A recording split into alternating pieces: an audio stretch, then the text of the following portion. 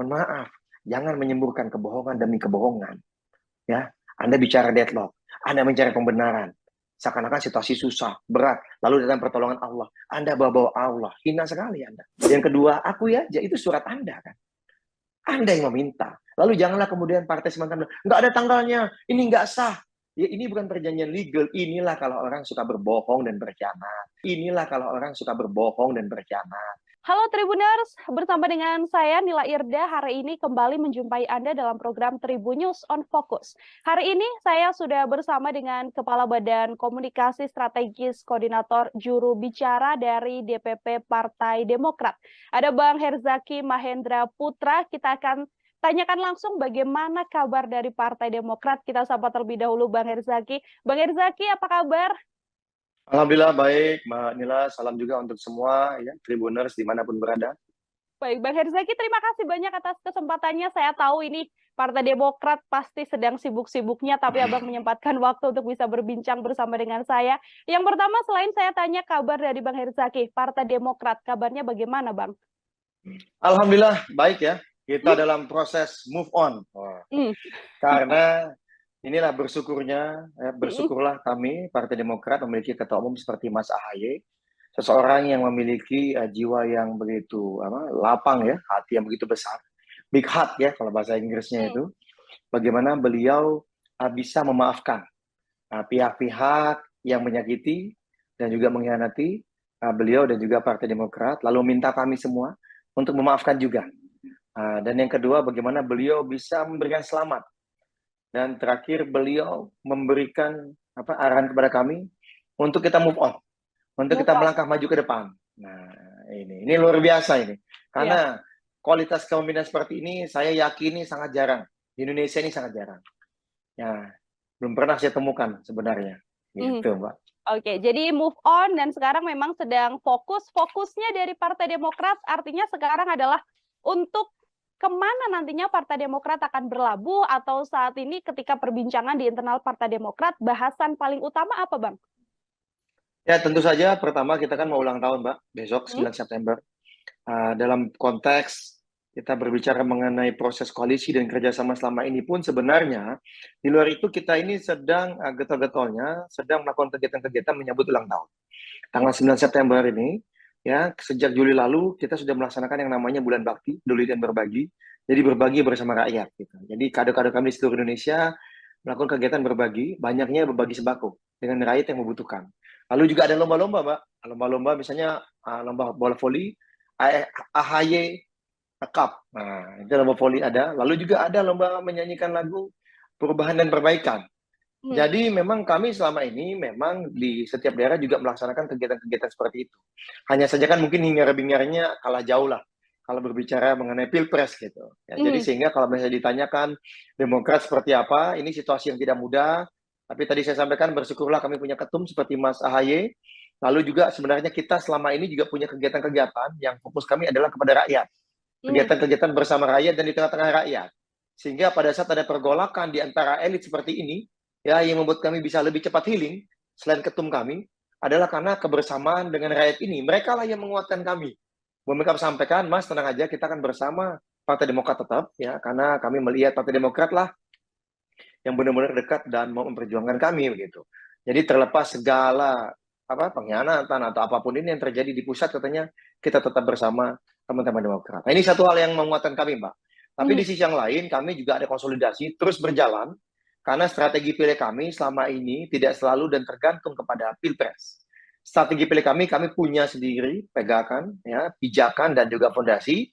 Karena bagaimanapun kekuatan utama di pilek adalah nama besar partai ini. Modal dasarnya sudah sangat kuat. Kepemimpinan Pak SBY dulu 10 tahun selama memimpin negeri, lalu kepemimpinan Mas AHY sejak tahun 2020. Nah, kita tahu sebelum ini ada upaya-upaya ya. Upaya-upaya luar biasa untuk mengganggu Partai Demokrat, yang ingin merebut Partai Demokrat, dan itu bisa berhasil dilalui dengan baik. Ini malah semakin menguatkan kami, Mbak. Dengan kepemimpinan Mas AHY, justru kami makin solid. Solidaritas makin terjaga, kebersamaan luar biasa. Sehingga berbicara mengenai pileg, banyak sekali, Mbak. Banyak sekali daerah-daerah yang berlebihan kuota. Ya, misalnya katakanlah di satu provinsi kebutuhannya ada 104 caleg. Tapi ternyata yang mendaftar bisa 150 gitu. Mhm. Ini contoh sederhananya gitu, betapa antusiasnya masyarakat yang juga ingin berjuang di politik melalui Partai Demokrat. Nah, Oke.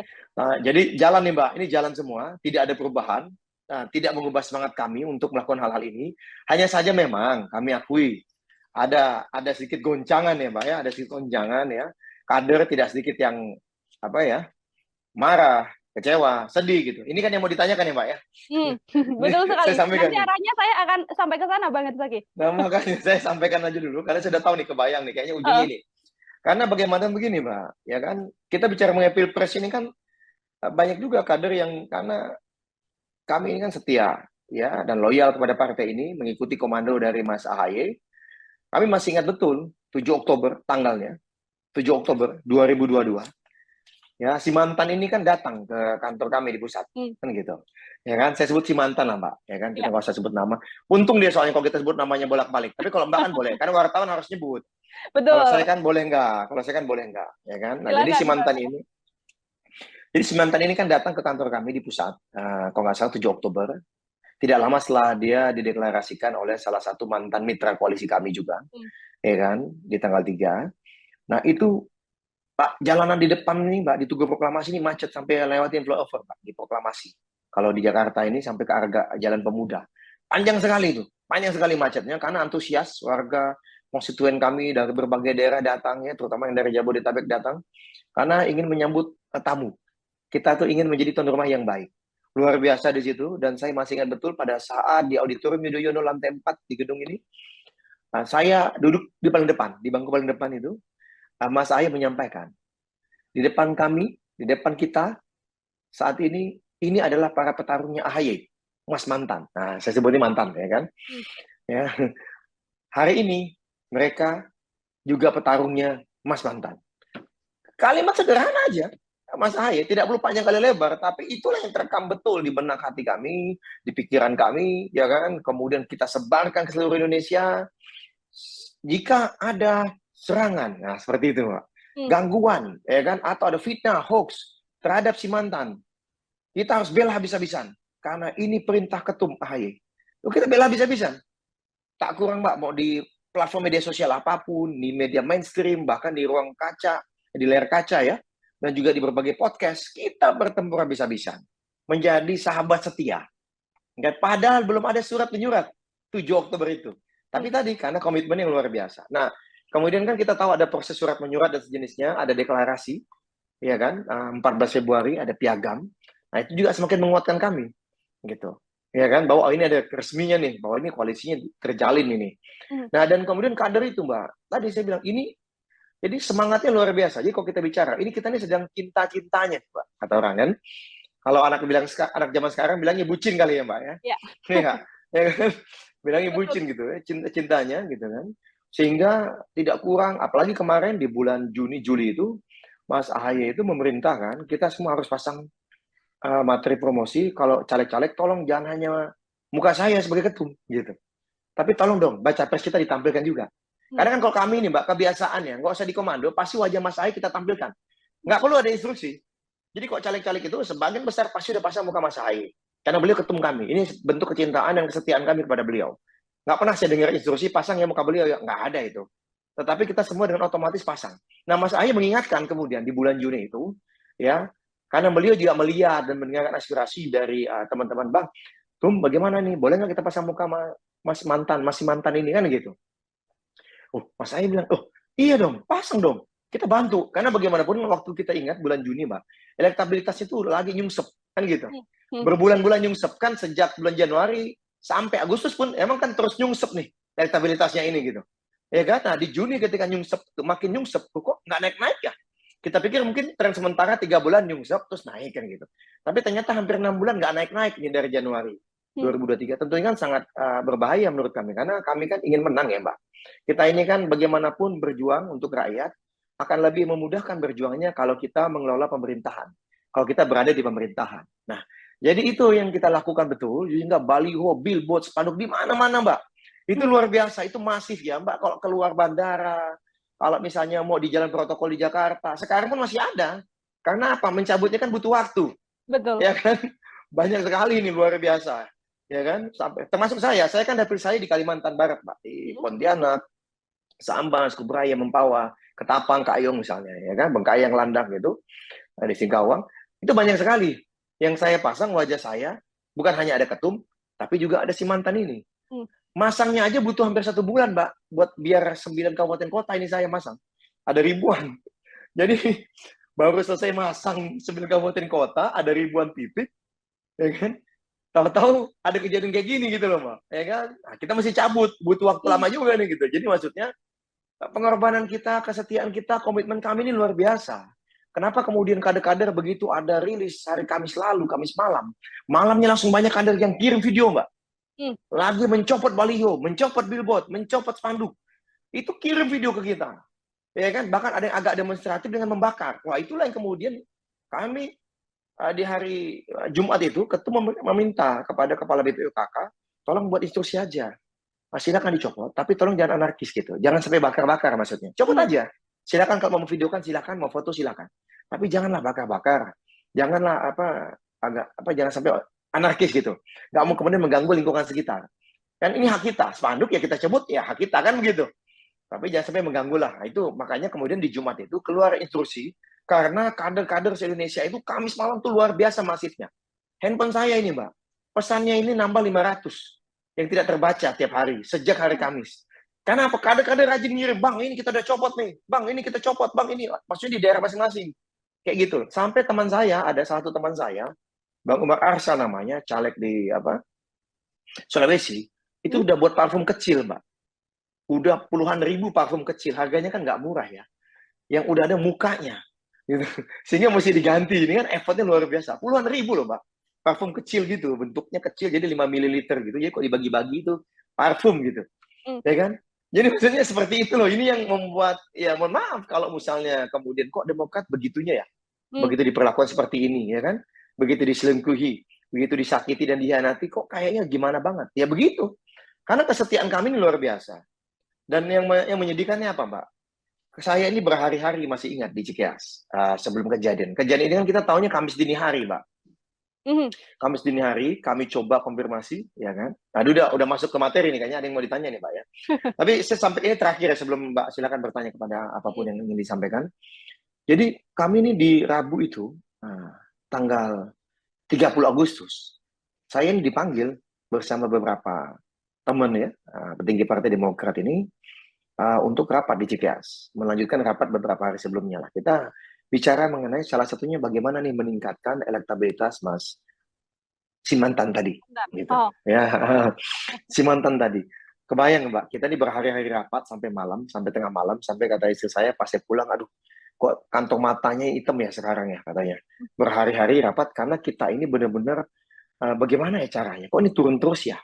Nggak bisa ini, karena waktu tinggal 6 bulan. Kalau tidak ada langkah serius untuk melakukan perbaikan dalam pola kegiatan atau pola pemenangan saat ini, kita khawatir nggak bisa menang nih, gitu loh Mbak. Ya, nah itu kita lakukan. Nggak taunya selesai rapat hampir tengah malam, saya pukul 3:30 pagi dapat telepon, gitu. Diminta untuk merapat ke kediaman ketum. Lalu kemudian kita bergeser itu ke jam 6 pagi itu di Pak SBY selaku ketua MTP Cikeas. Ada pejabat teras Demokrat ya, beberapa orang, seingat saya ada beberapa belas ya, yang ikut hadir di rapat itu. Nah, di situ disampaikan bahwa Nasdem dan PKB sudah membuat kesepakatan sendiri, sepihak, ya, dengan mengusung Mas Simantan dan wakilnya Mas Muhaimin, gitu ya, Pak Muhaimin wakilnya. Ya? Bang Herzaki ini, maaf saya potong sebentar. Siapa yang pertama kali menginformasikan pada Partai Demokrat yang kemudian untuk informasi bahwa Sudirman Said. Jadi gini, kami dapat informasi di Rabu, dengar tengah malam. Habis itu kemudian kami ya kaget sehingga tim 8 kami itu mendatangi rumah Pak Sudirman Said. Ya di Bambu Apus. Ya. Tapi tolong kader Demokrat kalau dengar ini jangan kemudian malah nyari-nyari rumahnya Pak Sudirman Said, nggak, beliau orang baik. Jangan dicari-cari, beliau orang baik, beliau hanya messengers. Jangan kill the messengers ya. Menyampaikan, setahu saya pembincangannya adalah bahwa Nasdem dan PKB sudah membuat kesepakatan baru berdua saja dengan mengusung Simantan dan Muhaimin Iskandar. Nah, Demokrat mau ikut atau tidak? Itu gimana gundah dan gulananya kita, Mbak. Ini Percakapannya kita, langsung mengarah pada Demokrat mau ikut atau tidak? iya, Oh, seperti itu, Mbak. Kira-kira pembincangannya itu. Jadi bukan bagaimana nih, ada masukan nggak nih? Aduh, gimana ya? Kita kan udah punya kesepakatan nih, bertiga koalisi perubahan. Tapi kok Nasdem buat kesepakatan sendiri, gimana ya? Saya juga pusing nih. Misalnya kan enak ngomong begitu. mhm, Oh gitu, kaget dong dilaporkan lah. Nah begitu dilaporkan, paginya kita coba hubungin si mantan. Kita mau dengar langsung. Karena inilah adab pemimpin kami gitu loh, Mbak. Meskipun dengar sana sini orang yang dipercaya, tapi kita merasa masih harus orangnya langsung nih. Kita ingin dengar gitu. Kita hubungin ternyata katanya di Surabaya. Ya meskipun kemudian saya dikoreksi sama teman-teman, enggak di Surabaya, dia ke Jombang. Tetapi pada saat perbincangan telepon di pagi atau WA itu, seingat saya, bilangnya sedang di Surabaya. Jadi saya ingatnya dalam otak saya, oh di Surabaya. Mohon maaf gitu. Ya di Kamis pagi itu. Surabaya, kemudian katanya nanti sore kembali, kita ketemu sore. Ya. Nah kemudian sore, kok delay pesawatnya? Akhirnya baru bisa dihubungi, adalah ngapain ini nunggu lama sekali, nggak jelas, kita telepon aja. Kita telepon, seingat saya maghrib, lewat maghrib dikit kalau nggak salah, seingat saya. Apakah menjelang maghrib? Pokoknya seputar maghrib lah, seingat saya. Menjelang apa setelah dikit, lewat maghrib dikit. Itu sekjen kami, Bang Teguh Rifki, yang tim 8 menelpon. Nah, didampingi oleh Bang Iftitah yang juga tim 8 dari kami. Ya. Dan mohon maaf ini, saya sampaikan apa adanya, direkam telepon itu, Mbak. Karena kita tahu, kalau nggak direkam nanti dia banyak bohongnya nih. Karena udah kejadian. Karena kan ini perselingkuhannya terjadi. Nggak boleh nanti kita dikerjain nih, diomongin di mana-mana. Karena kan pintar merangkai kata nih. Sosok yang ini nih, si mantan ini. Pintar banget merangkai kata dan membuat, mengkondisikan, sehingga seakan-akan kebenaran itu bukan di tangan Allah, tapi di tangan dia gitu. Ya kan? Nah, kita rekam. Saya dengar betul, saya ada di situ, di lokasi. Pada saat ditelepon itu. Mantan, benarkah Nasdem dan PKB membuat kesepakatan baru dengan mengusung si mantan dan Muhaimin? Wah, dia bilang. Dia masih ngeles, Mbak. Oh, bukan. Bukan kesepakatan baru, katanya. Ya, Nasdem dan PKB memang mengusung saya dan Pak Muhaimin. Bingung nggak, Pak? Bingung nggak ini? Bingung nggak ini bahasa Indonesianya di mana ya? Inilah keahlian berkata-kata, saya bilang. Kita bilang mengusung kesepakatan baru, dia bilang bukan. Tapi Nasdem dan PKB bersepakat mengusung saya dan Pak Muhaimin. Lah, apa bedanya? Tapi bilang bukan kesepakatan baru. Ditegaskan lagi oleh sekjen kami, berarti benar cawapresnya Pak Muhaimin?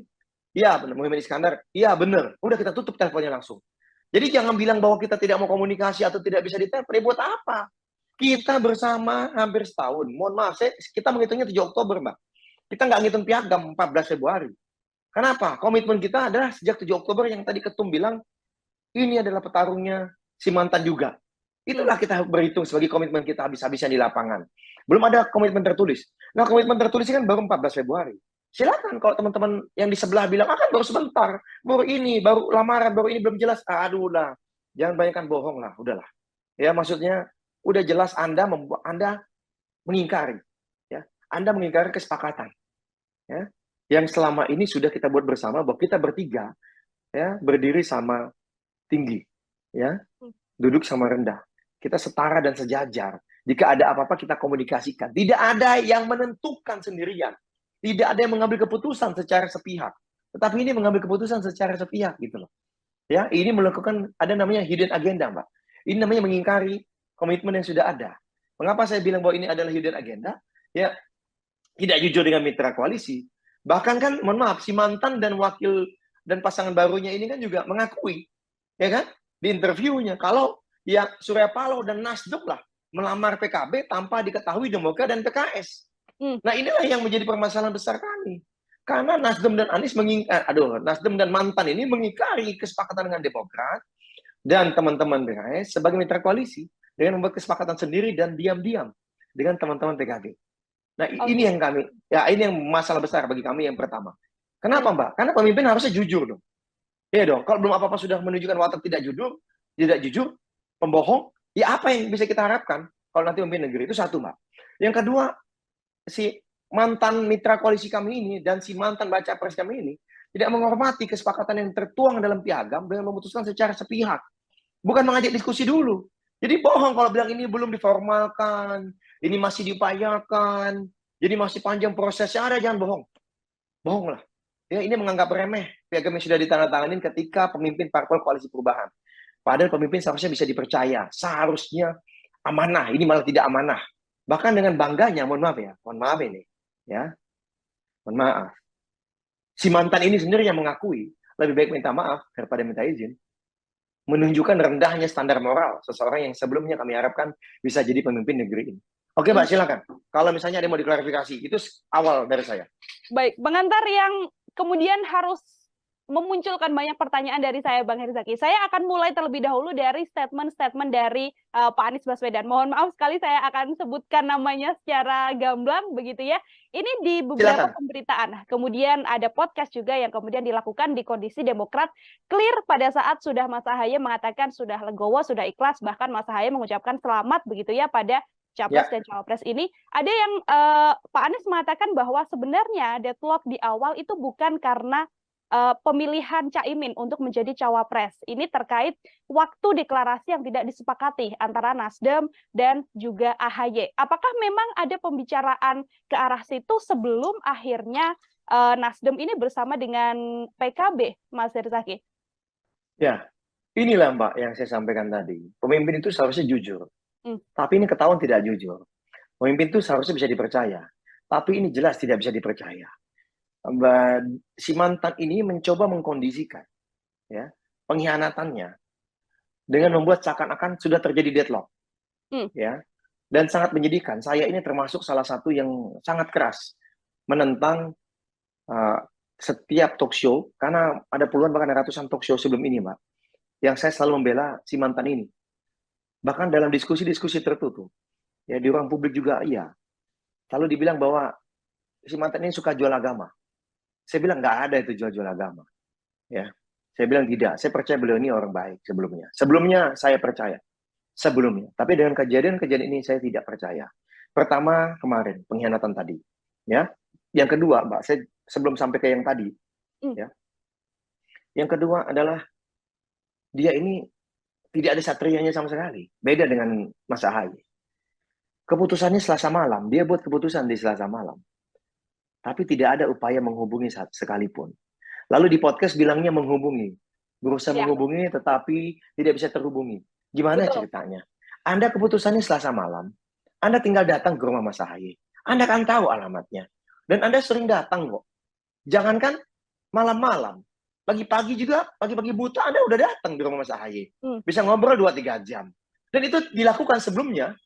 Mungkin pas lagi cinta-cintanya itu dilakukan.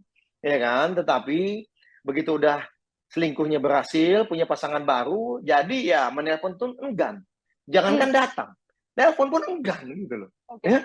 Jadi jangan bersilat lidah gitu bahwa udah berupaya menemui tapi deadlock apa kalau tidak bisa dikomunikasi, mengirim utusan segala apa kan aneh. Anda kenapa mengirim utusan? Selama ini Anda bisa nelpon dengan bebasnya ketua umum kami. Anda bisa nelpon tengah malam. Mohon maaf nih saya sampaikan apa adanya. Teleponnya mati karena dia sedang di luar kota, sinyalnya jelek. Dia telepon lagi, Mbak. Nelpon lagi, berusaha nelpon lagi. Bisa kok kayak gitu. Dan pernah kok dia ada bukti call-nya, saya masih ingat diceritakan. Karena kalau Mas saya kalau bercerita tuh selalu detail, Mbak. Jadi bukan kemarin aja baru bercerita, tapi kan saya kan mengikuti terus bersama Mas Ahaye terus. Dalam proses perjalanan panjang ini selalu, oh ini habis ketemu, ini begini, oh ini gini. Cerita detail Mas Ahaye, kronologis, apa yang disampaikan, apa yang diomongin. Bahkan jam 3 pagi aja bisa nelpon gitu loh, Mbak. Berusaha menelpon jam 3 pagi gitu. Tapi kali ini begitu habis berkhianat, mohon maaf ini, saya ini senang nggak mau kata-kata berkhianat, tapi gimana, itulah kenyataannya gitu. Ya kan? Lalu, sekalipun nelpon enggak gitu, lalu berupa komunikasi dengan mengirim kurir. Dan kita tahu, Mbak, tanggal 30, tanggal 31-nya ada di mana dia? Kesepakatan 29, 30, 31-nya dia di mana? 31 pas kita telepon, Kamis pagi, dia sedang di Jawa Timur gitu loh. Kok Anda ini susah sekali ya datang atau nelpon, lalu bilang komunikasi ditutup. Inilah yang saya kaget luar biasa. Inilah yang membuat saya, yang sebelumnya saya kecewa saja, sakit hati saja. Tapi dengan ucapan-ucapan dia yang di podcast itu, yang ingin mengkondisikan seakan-akan dia yang benar gitu. Mencari pembenaran atas perselingkuhan, hidden agenda, ya, pengingkaran, kesepakatan, orang yang tidak menghormati kesepakatan, yang tidak jujur, tidak bisa dipercaya. membuat seakan-akan bahwa dia sudah berupaya. Ini kan, aduh, saya nggak tahu lah mau berkata-kata apa ini. Saya nggak Oke. ingin, nah, ini yang maksud saya itu, yang saya mau ceritakan. Nah, lalu kita balik lagi di masalah deadlock. Dan ini lagi, jadi ingat ya Mbak ya, 29 keputusan, Oke. telepon dia ada tercatat di handphone Mas AHY tanggal 1 Mbak, baru berusaha menghubungi. Tapi kami buat apa dihubungin tanggal 1? Ada sudah memutuskan sendiri secara sepihak, ya. Jangan berkelit para pendukungnya yang nonton ini. Silahkan Mbak, kalau mau diputar bolak-balik, saya berani menghadapi pendukungnya dimanapun berada. Kalau mau ketemu saya, kita beradu data dan fakta. Jangan cinta buta yang tidak jelas, ya. Saya berani, tidak berkelit, ya. Tanggal 1. Jangan kemudian bilang bahwa berupaya menghubungi. Nggak ada berupaya menghubungi. Nggak ada. Tanggal Oke. 1. Oke, Ya, Bang maksud saya Herzaki, ini tolong dibelas. sebentar, sebelum masuk ke tanggal 1, ini kan di tanggal 28 dan 29. Nah, ini saya mau kembali. Katanya ada deadlock. Iya, Ya kan? betul. Katanya ada deadlock. Deadlock apa? Deadlock apa? Kalau misalnya deadlock, Mbak, tanggal 30 di Cikeas, saya nggak ngebahas saya dan petinggi Demokrat tidak akan membahas mengenai strategi pemenangan Pilpres. Agar bagaimana caranya Mas Anies ini, astagfirullah, si mantan ini bisa ditingkatkan elektabilitasnya. Masih ada peluang nggak kita meningkatkan elektabilitas dalam 6 bulan ini? Apa yang masih dilakukan? Itu diskusinya. Sekarang kalau misalnya bicara deadlock, kok kita nggak mau Anies? Yang kita bicarakan tanggal 30 Agustus, kita kemana nih? Ke A atau ke B nih? Gimana nih kita? Nggak jelas nih Anies. Aduh, si mantan ini. Nggak jelas nih. Si Nasdem ini. Gitu. Tapi enggak. Inilah yang saya bingung, luar biasa ya. Meramu kata-katanya luar biasa sekali. Bilang bahwa ada deadlock, lalu katanya ada WA, screenshot, Mbak. WA-nya screenshot. WA-nya screenshot. Kami demi Allah bersumpah nggak ada WA itu masuk satupun yang ditunjukkan kepada kami. Nggak ada satupun. Ya. Berani kita mau sumpah pocong, mau sumpah apa, silakan. Ada nggak WA itu? Ada nggak disampaikan ke kami? Nggak ada. Kami malah bingung, nih jangan-jangan kayak kasus yang minggu lalu, yang katanya Pak Sudirman Said WA ke wartawan, ternyata bukan Pak Sudirman Said, hanya nulis doang di atas tulisannya, Sudirman Said. Ya kan, ada kejadian itu kan, ingat nggak? Iya kan, yang sampai wartawannya ditegur, ya kan, karena melanggar etika jurnalis, ya, tidak jurnalistik, karena tidak mengecek kembali, hanya ngelihat screenshotnya aja, ya kan. Nah ini yang sangat disayangkan. Nah, maksud saya nggak ada deadlock. Apa deadlock tanggal? Dan maksud saya ini loh, ya ini yang tadi saya bilang masalah agama-agama. Saya kecewa sekali gitu, ya. Karena dia bilang bahwa saya serahkan, ya sudahlah. Kalau emang terpasang sumber koalisi ini, saya serahkan kepada Allah. Astagfirullah, saya bilang. Saya ngomongnya kok kayak gitu sekali ya. Lalu kemudian seakan ini memberikan pembenaran. Seakan-akan, akhirnya Pak Surya Paloh bersama Nasdem dan PKB menjadi penyelamat. Akhirnya saya tetap bisa berlayar. Inilah pertolongan Allah yang datang. Astagfirullah, saya bilang. Astagfirullahaladzim, saya bilang. Anda kok jual agama ya? Di sini saya bilang, kenapa Anda jual agama menurut saya? Ya, karena tidak itu kejadiannya. Tidak itu kejadiannya. Tidak ada deadlock, tidak ada situasi urgensi yang menekan sehingga bahwa koalisi ini akan bubar. Nggak ada. Nggak ada. Termasuk desakan dari Partai Demokrat yang disampaikan oleh Pak Anies untuk buru-buru mendeklarasikan begitu capres dan juga cawapres yang mana pada saat itu masih ada di tangan Mas AHY, Bang Herzaki. Seperti apa itu? Iya. Ya, waktu itu kan sudah ada pertemuan tanggal 24, 25, 26. Pertemuan di tanggal 24. Ya, saya nggak mau buka lah karena itu kan Pak ST. Tapi yang jelas, setahu saya di pertemuan dengan teman-teman, ya, saya ini kalau nyebut juga nggak enak, karena kan nanti menyebut partai sebelah juga nih. Yang bukan partai kami, malah yang bilang, the sooner, the better. Itu kata-katanya. Dari pimpinan tertinggi partainya. The sooner, the better. Bukan kami gitu loh. Lalu disepakatilah tanggal. Sebaiknya tanggal awal nih, antara tanggal 1 sampai tanggal 10. Ya, lalu misalnya disebutlah Demokrat tanggal 3 maunya. Jadi jangan, tapi, emang mohon maaf nih Mbak, mohon maaf, ini kan logika yang sangat konyol. Yang nggak masuk akal. Oh iya, koalisi pecah karena Demokrat mau misalnya meminta tanggal 3. Misalnya nih, misalnya, apa benar pecah? Ada nggak statement cerai? Ada nggak? Kami keluar ya, ada nggak? Nggak ada itu satupun. Ya, lalu kalau misalnya kan bilang bolak-balik bilang, iya, Demokrat maunya cepat, tanggal 3. Tapi yang sebelah maunya last minute. Ya, bapaknya si mantan ini kan bilangnya last minute, quote and quote, saya bilang bapak. Karena kan dia lebih mengikut tuh apa yang dikatakan oleh si bapak itu. Ya kan, apa aja yang dikatakan ikut terus gitu. Padahal kan harusnya ini bertiga kita kesepakatannya. Lalu apa? Dia bilang. Tapi kan publik juga menertawakan. Dia bilang bahwa terjadi deadlock karena si bapak itu bilang last minute saja. Lalu kemudian kalau sama Demokrat mintanya cepat-cepat nih, masih tanggal 3. Terus saya mau nanya, Mbak, yang deklarasi tanggal 2 siapa? Hmm. Itu buru-buru apa last minute ya? Nah, saya mau nanya ini kepada masyarakat, para pendukung setia dimanapun berada. Saya juga pendukung si mantan dulu. Tapi sekarang mohon maaf, saya kok ketemu dia saya nggak tahu emosi saya kayak apa. Lebih baik saya tidak bertemu gitu. Ya, karena apa tadi? Mohon maaf, jangan menyemburkan kebohongan demi kebohongan. Ya, Anda bicara deadlock, Anda mencari pembenaran. Seakan-akan situasi susah, berat, lalu datang pertolongan Allah. Anda bawa-bawa Allah, hina sekali Anda. Kenapa kejadiannya tidak seperti itu? Publik juga tahu kok. Kalau misalnya dibilang deadlock karena kita maksa buru-buru tanggal 3. Lalu kemudian yang itu bapaknya mintanya last minute aja. Lalu yang deklarasi tanggal 2 September itu last minute apa buru-buru ya? Ini kan publik juga langsung, dan itu bukan saya yang ngomong, Mbak. Saya belum nonton itu waktu itu. Sudah teman-teman yang ngomong, yang teman-teman yang lain, ini aneh banget nih orang ini, untung lo nggak jadi dukung dia. Kayak gitu sampai. Kenapa? Yang ngomongnya begini, nggak masuk akal banget gitu loh. Nah, itu contoh sederhana. Lalu begini, Mbak, lalu begini. Kita masuklah ke sedikit ke apa lagi nih? Ke apa lagi mau ditanyakan? Silakan, Pak. Surat dari Pak Anies Baswedan yang kemudian kan sudah terpotret juga yang mengatakan seperti ayo untuk menggeret Mas AHY begitu ke cawapres yang berpasangan dengan Pak Anies. Tapi Pak Anies dalam podcastnya juga mengatakan bahwa ini tidak ada kesepakatan untuk kemudian difoto, untuk kemudian dipotret. Bagaimana jawaban dari Demokrat, Bang Herzaki? Ya, inilah Mbak. Pada saat tidak bisa membantah substansi dari isi, lalu sibuk main ke sana kemari, tidak membahas substansi kan? Adakah bantahan? Itu bukan tulisan saya. Oh, itu bukan maksud saya itu. Ada nggak bantahannya? Nggak ada kan? Tapi kemudian publik terkesima dengan, iya nih harusnya kok kenapa difoto? Loh kok ini bisa disebar? Ini kan barang pribadi. Kita lakukan ini, kita pegang di barang. Karena kita tahu, ini orang kayaknya nggak bisa dipercaya makin ke sini. Jadi Anda bantah aja, itu tulisan tangan Anda, bukan. Itu tanda tangan Anda. Lalu Anda gimana waktu membuat itu dipaksa-paksa? Atau itu isi hati Anda? Saya bisa bilang itu tidak mungkin dipaksa. Kenapa? Karena partainya si mantan ini, yang mengusung si mantan ini, yang mantan mitra koalisi kami, dalam berbagai kesempatan selalu bilang, Pak mantan ini hebat, tokoh kuat, nggak bisa dipaksa-paksa, pasti keinginan sendirilah. Nggak mungkin dia ini dipaksa-paksa dan melakukan sesuatu. Ya berarti jelas dong, buat surat itu juga tidak dipaksa-paksa kan. Jadi jangan bilang tidak dipaksa. Jangan bilang dipaksa-paksa.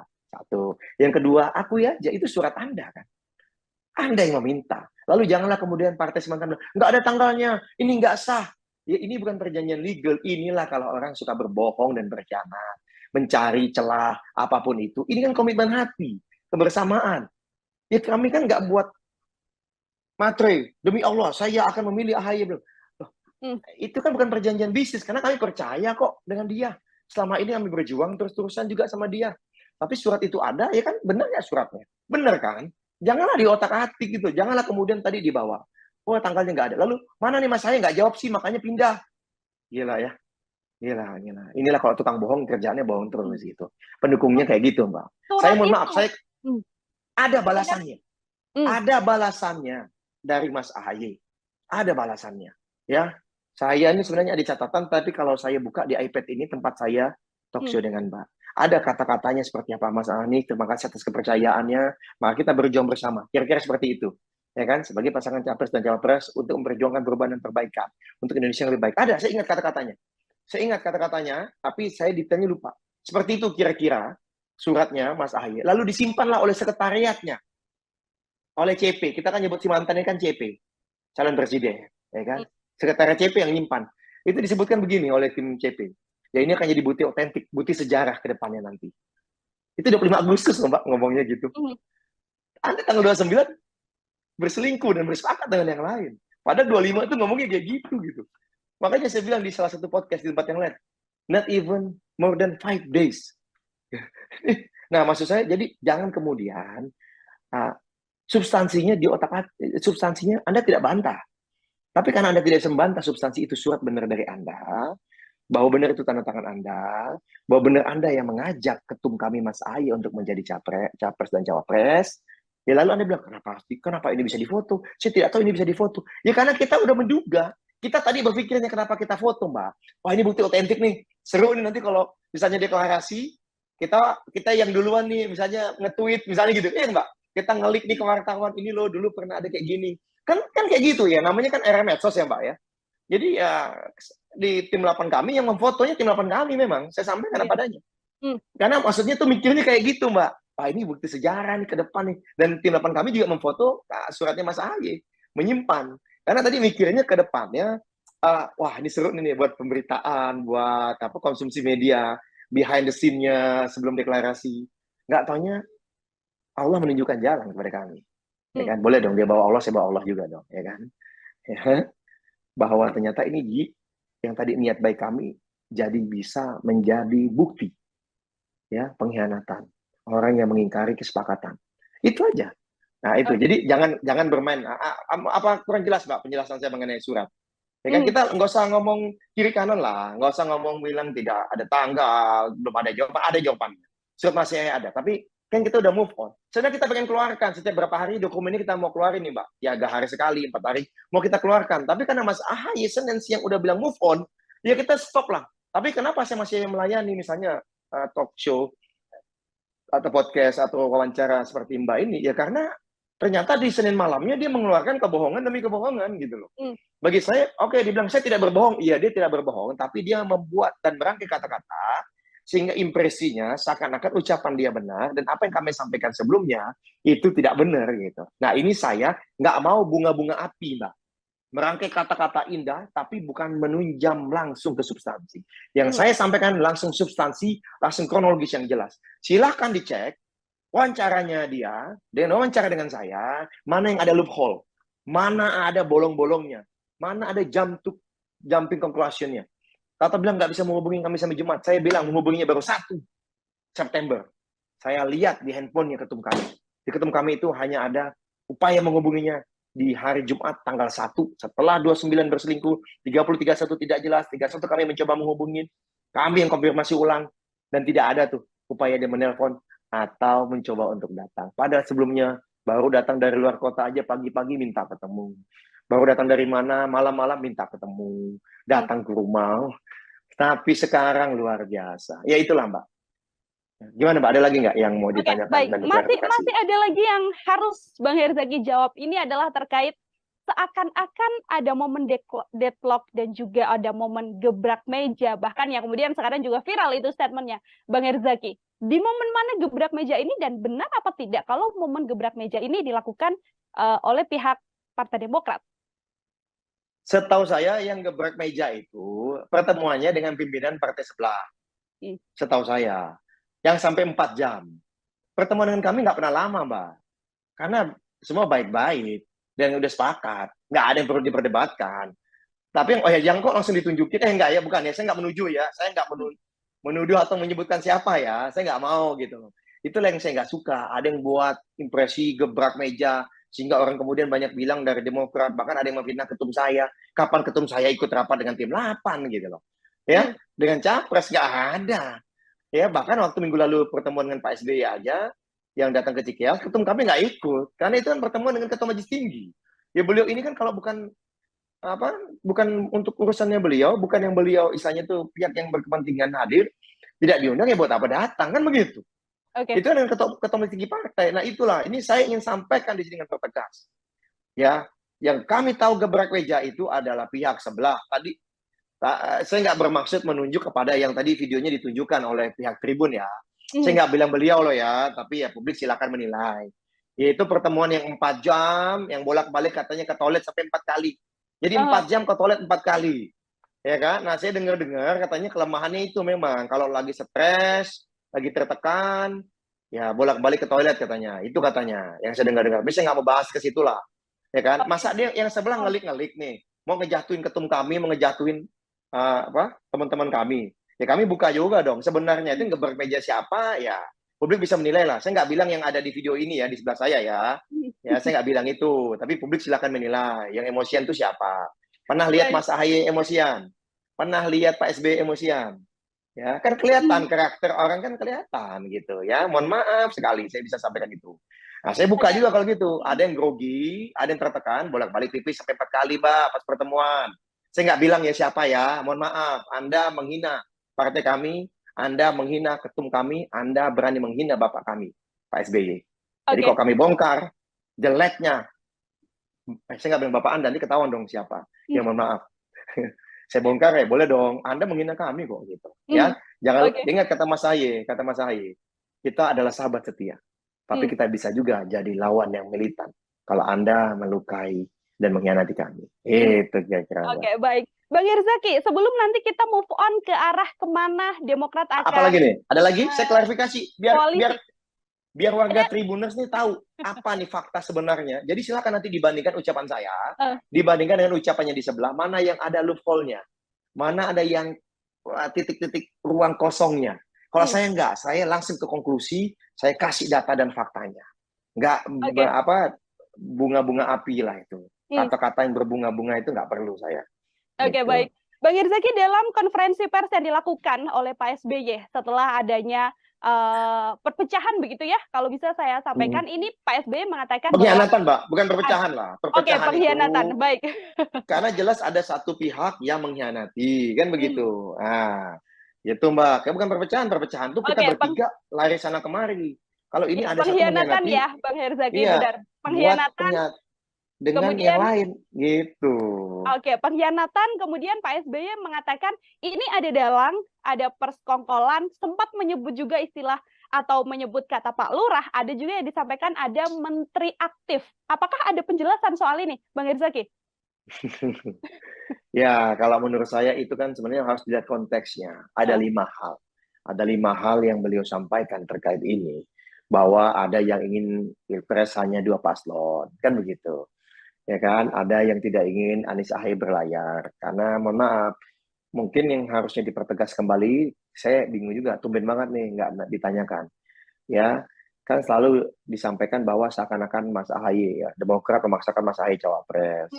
Terus selalu bilang bahwa AHY memaksakan diri jadi cawapres. Yang ketiga, Pak SBY memaksakan AHY jadi cawapres. Ini kan fitnah yang keterlaluan. Ya kan, karena apa? Kan buktinya ada, tadi saya sampaikan. Itu bukti terakhir loh, 25 Agustus. Ada loh tanggal-tanggal lain, ada 14 Juni, ada 22 Januari. Dan ada waktu-waktu lain yang ada saksi. Saksinya ada yang pakai tertulis juga segala gitu. Ya, itu yang kami bisa sampaikan. Jadi saya sekalian klarifikasi ya, kami tidak pernah memaksakan sama sekali atau mendorong-dorong Mas Ahy sebagai cawapres. Meskipun kalau kami dorong ya nggak apa-apa juga, kan begitu sebenarnya. Tetapi mohon maaf, fitnahnya jelas. Anda gagal memfitnah kami. Janganlah Anda sudah mengkhianati kami, Anda juga memfitnah kami. Nggak cukup apa ya Anda menyakiti kami dengan fitnah. Dengan mengkhianati. Mengapa menyakiti kami dengan fitnah juga, kan begitu. Nah, saya bisa sampaikan dalam konteks itu, Pak SBY juga menyampaikan ada menteri aktif segala apa. Iya memang benar ada tawaran yang kami dapatkan. Nah, beliau merangkai itu dalam suatu hal. Ada 5 fakta tadi. Bagaimana agar perubahan ini tidak bisa berjalan dengan mulus gitu. Dan berhasil. Dan upaya itu berhasil kok. Ya kan? Publik kan mempertanyakan lah. Ya kan? Publik kan mempertanyakan. Bicara perubahan. Bagaimana ceritanya perubahan? Partai pengusungnya status quo. Gitu. Bagian dari status quo. Kan begitu yang dipertanyakan publik. Ya kalau kami memang di luar pemerintah selama ini kami punya kredibilitas untuk memperjuangkan perubahan. Kan gitu, sederhananya begitu. Nah, inilah upaya-upaya itu. Jadi kalau kita dengan masalah mastermind, saya nggak bisa lebih dalam, Mbak, bicara mengenai ini. Karena bicara mengenai ini lebih baik teman saya yang anggota dewan yang punya hak imunitas. Nanti kalau saya dilaporin, kan begitu. Oke, Ya baik. kan? Bang Herzaki, Kan? oke, Karena kita ini hal sensitif, faktanya nyata, tapi masih bisa dibolak-balik sama orang. Kan gitu. Faktanya nyata, Pak SBY menyampaikan 5 hal tadi, gitu, ya kan? Tapi dalam konteks itu, ini adalah upaya sangat serius mendegradasi perjuangan perubahan. Dan it happens dan berhasil. Anies Ahy gagal, si mantan dan ketum kami Ahy gagal berlayar, ya, yang sudah dipersiapkan dari Januari 2023. Silakan kalau si partai mantan mitra kami bilang, oh belum ada kesepakatan belum, silakan lah, nggak apa-apa. Kami tahu kok, gitu kan. Anda maunya apa sebenarnya? Satu hal Mbak, saya boleh ya klarifikasi sebelum move on. silakan. Ini mau move on ya? Mau move on ya? Mau Satu move hal on lagi, kita. Kita saya move on sampaikan setelah ini, Bang Herzaki. saya sampaikan satu fakta dulu. Kan dalam podcast itu dibuat yang kita tonton dan viral itu kan, seakan-akan bahwa kondisinya deadlock tadi ya. Lalu itu akhirnya tertolong karena ada kesepakatan dan pertemuan yang dadakan. Ya nggak? Ya nggak? Katanya itu pertemuan dadakan ya, Mbak ya? Betul. Satu pertemuan, Satu kemudian pertemuan diputus. yang kemudian menghasilkan hasil, yang kemudian sekarang berjalan. Nah, yang kan berjalan, yang mengkhianati Demokrat gitu, ya kan? Yang sudah hampir 1 tahun komitmen bersamanya, satu dalam satu pertemuan langsung bisa diputuskan, ya kan? Lalu kemudian hanya dalam hitungan menit katanya, kalau nggak salah, diputuskan, ya kan? Kan mengakuinya begitu, dan membuat bumbunya adalah ini karena ada deadlock, lalu berserah diri pada Allah katanya, ngakunya kan begitu. Akhirnya kemudian datanglah pertolongan Allah melalui pertemuan dadakan ini gitu, yang tidak direncanakan atau apapun itulah gitu. Saya hanya bisa bilang, gila, luar biasa bohongnya. Saya bilang. Kenapa? Kebohongan itu memang, Mbak, satu demi satu terus terungkap. Yang ngebuka bukan kami. Kan misalnya, kebohongan minggu lalu. Ya kan? Kebohongannya, oh enggak, kan boleh capres sesuai dengan piagam. Menentukan wakil sendiri. Kan Demokrat juga udah terima. Iya benar, kami terima. Kami terima siapa pencawapresnya. Kan begitu. Kalau sesuai piagam kan. Gitu. Tapi yang menentukan kan bukan capres ini. Yang menentukan partai. Partainya capres. Kan di piagam nggak itu kesepakatannya. Jadi Anda jangan ngeles. Oh enggak, yang nentuin capres kok. Mana bisa capres dipaksa-paksa. Aduh, dengarkanlah interview sejak hari Jumat lalu dengan teman-teman PKB. Kami hormat dengan teman-teman PKB. Teman-teman PKB tidak ada salahnya kalau dari sisi kami. Karena kan kami tidak punya kesepakatan dengan PKB. Anda mau ngapa-ngapain kan itu haknya Anda gitu kan. Yang harus menjaga etika dan moral itu kan yang teman koalisi kami. Kan gitu. Mereka yang menyampaikan, kami dilamar oleh Nasdem. Pak Surapalo dan Nasdem melamar kami. Nggak ada tuh kata-kata kami dilamar oleh Anies. Aduh, si mantan. Nggak ada tuh. Yang adanya kami dilamar oleh Surapalo dan Anies. Nasdem, maaf. Itu kok kata-katanya. Silakan dicek, Mbak. Berbagai interview menyampaikan itu. Dan silakan pada saat misalnya pidatonya di deklarasi, lalu di podcast yang penuh kebohongan-kebohongan itu disampaikan juga. Jadi Anda kan berbohong ini kan gitu. Ya kan? Satu. Jadi janganlah bilang bahwa ini upaya CP menentukan Anda jangan ganggu dong, ini kan maunya CP. Udah terbantahkan fitnah itu. Satu ya Mbak ya, saya bantah ini. Kemudian kedua, ya kan, katanya kan berhak nih CP berdiskusi dan membuka peluang kerjasama dengan yang lain. Di luar partai sudah, iya nggak apa-apa memang. Tapi kan berdiskusi, membuka peluang. Nggak ada yang bilang menentukan. Karena semua mesti dikomunikasikan, baca dong piagamnya utuh. Jadi nggak ada salah dengan itu. Ya, nggak ada yang salah dengan piagam itu. Yang salah itu yang melaksanakan yang tidak sesuai dengan piagam. Jadi bukan ini kan kekuatannya makin banyak nih, makin bagus tuh. Iya, tapi ada etikanya. Hormatilah. Kita itu terakhir Mbak, terakhir satu lagi. Dan juga terbuka sendiri Mbak, kebohongan itu bahwa itu pertemuan singkat, dadakan, dan seakan-akan quote-unquote pertolongan Allah ya. Karena sebelumnya ada ancaman tidak berlayar, kata siapa nggak berlayar, itu udah bohong. Kemarin saya ada salah satu talk show, ya. Di dalam salah satu talk show itu, suara saya masih terdengar jelas, Mbak? Aman. Aman ya. Dalam salah satu talk show itu, perwakilan dari Simantan ini, perwakilan dari, mohon maaf, teman-teman dari PKB menyampaikan bahwa sudah ada 7 pertemuan sebelumnya. Bukan baru sekali ketemu. Sudah ada 7 pertemuan. Ya. Jadi jangan bilang ini pertolongan Allah gitu. Jangan bawa-bawa Allah lah gitu. Seakan-akan baru sekali ketemu, lagi deadlock, lalu ada pertemuan langsung jadi. Enggak, jangan bohong. Kebohongan Anda terbuka loh oleh teman Anda sendiri yang menyebutkan 7 kali. Silakan nanti cari podcastnya. Kalau misalnya ada di sini pembaca atau penonton ingin tahu, saya sebutkan podcast namanya catatan, bukan podcast, itu acara di TV namanya Catatan Demokrasi, tapi saya nggak mau nyebutin nama TV karena beda TV ya, beda grup nih. Ya silakan cari. Di YouTube-nya ada, di YouTube-nya ada. Semoga aja nggak dihapus di YouTube-nya. Ya, saya langsung pas dengar itu langsung, dan pembawa acaranya juga langsung dengar itu, 7 kali. Berarti bukan baru pertemuan sekali dong, gitu. Berarti selingkuhnya udah lama dong, gitu. Hidden agendanya udah lama nih. Gitu Mbak. Oke. Baik, Bang Herizaki, kita move on sekarang karena yang paling penting sekarang adalah bagaimana nantinya Demokrat akan berlayar. Apakah kemudian Demokrat arahnya akan berkoalisi? Kalau berkoalisi, sudahkah ada pembicaraan yang lebih intens di salah satu baca pres? Entah itu nanti ke Ganjar Pranowo atau ke Prabowo Subianto. Sampai mana? Sampai di tangga mana, Bang Herizaki? Jadi kalau misalnya bicara mengenai move on, ya alhamdulillah tadi saya sampaikan pemimpin kami ini luar biasa ya. Yang dipikirkan adalah kader, dipikirkan adalah partai.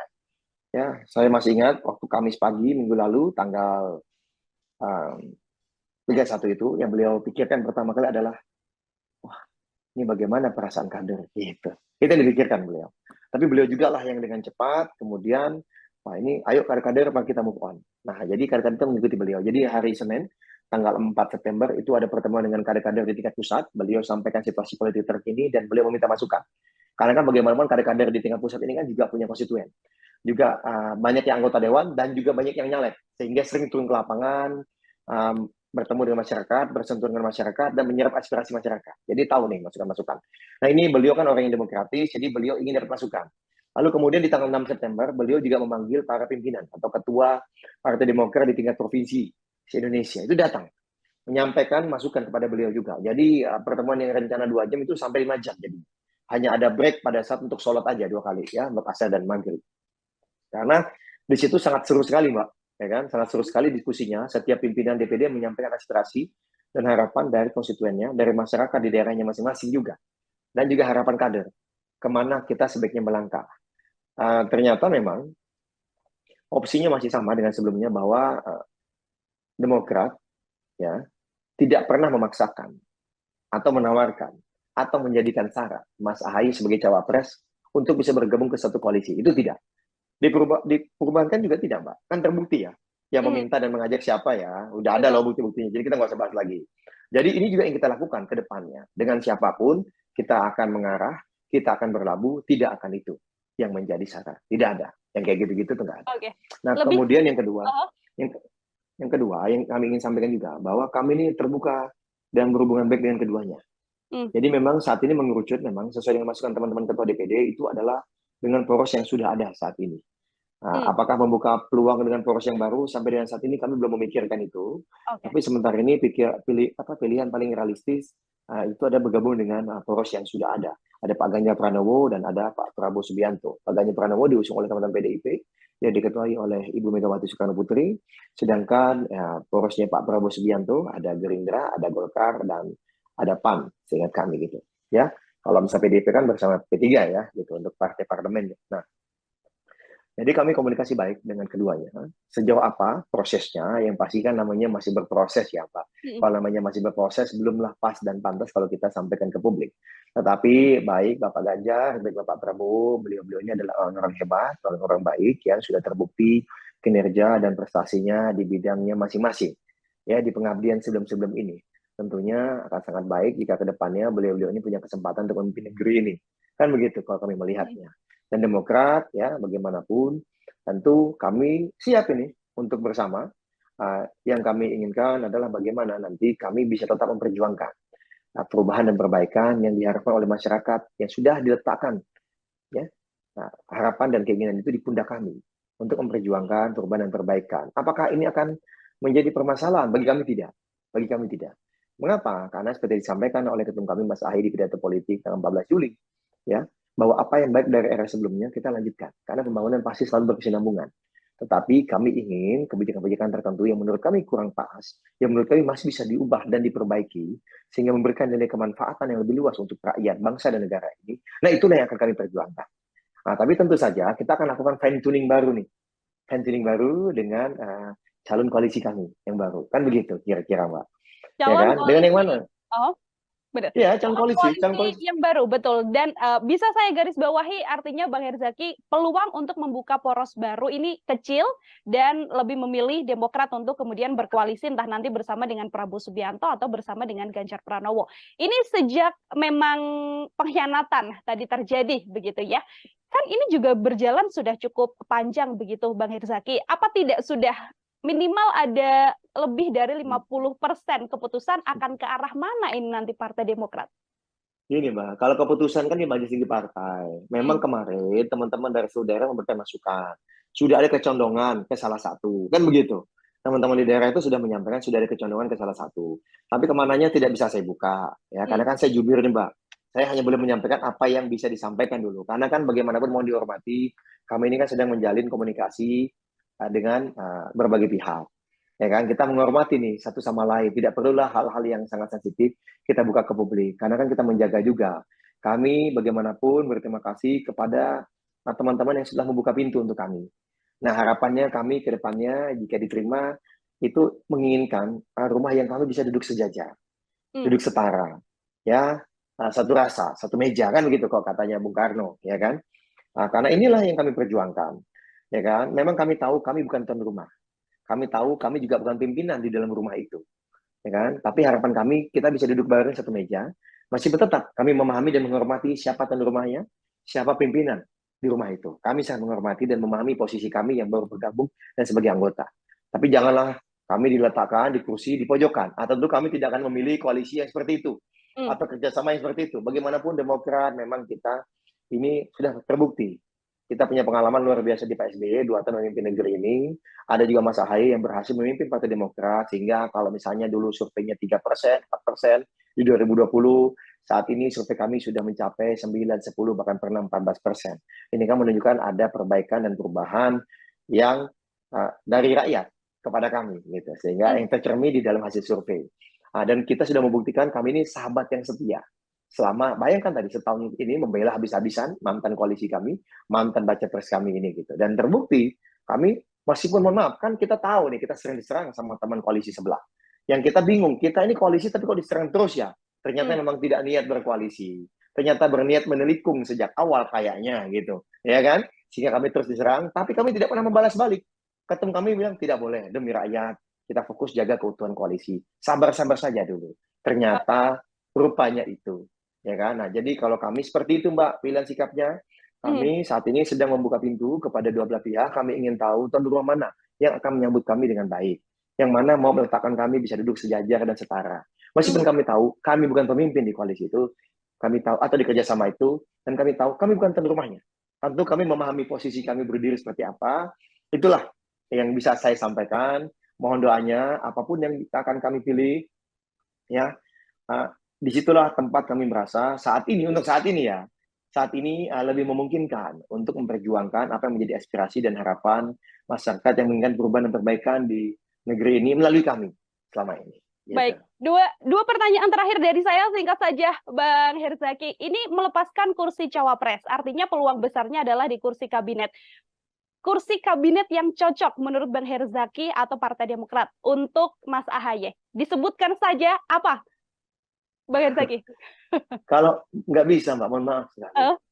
Karena tidak dalam pembicaraan itu sama sekali. Saya bisa buka kalau yang ini. Dalam perbincangan di internal kami, di ruang-ruang tertutup kami, di tim-tim terbatas kami, di petinggi-petinggi Partai Demokrat, bersama Mas Ahaye, bahkan juga pada saat rapat dengan majelis tinggi partai, tidak ada satupun, Mbak, pembahasan mengenai ini. Nggak ada. Semua yang dipikirkan adalah bagaimana kerjasama ini bisa bermanfaat buat rakyat, buat bangsa dan buat bernegara, lalu apa peran Partai Demokrat yang bisa dilakukan.